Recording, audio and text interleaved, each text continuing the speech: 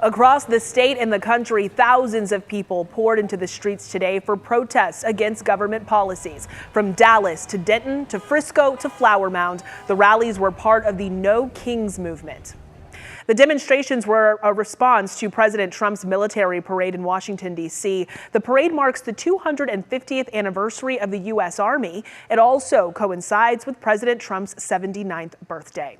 And here in North Texas, the largest crowds gathered in Dallas. That is where we find Tanya Iser tonight. Tanya, the city of Dallas believes thousands showed up for today's rally. That's right. DPD estimates the No Kings protest drew as many as 10,000 people. Now, it's quiet right now, but this was a boisterous yet largely peaceful crowd. People of all ages and races turned out to resist the Trump administration and its actions, particularly a number of issues that have been in the media.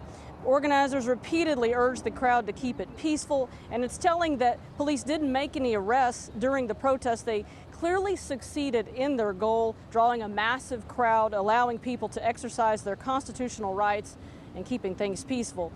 Now, during the demonstration, police kept their distance. They told us they were there just to make sure that people could protest safely. We saw thousands of people march along a pre-planned route with police escorts and street blockades in place. Now, let's take a listen to one of the people who came out today.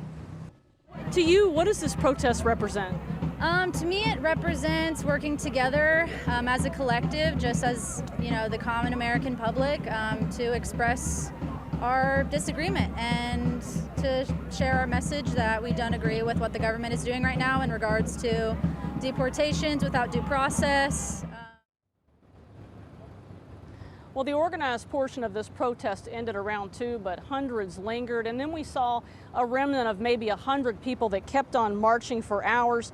And they marched till about 5 o'clock, and police told us that they stayed with them and made sure that they could do so safely. And if you'll take a look behind me, you're going to see that the protesters bagged up all their bottles and various trash, and that was something that the organizers asked people to do to keep things clean out here.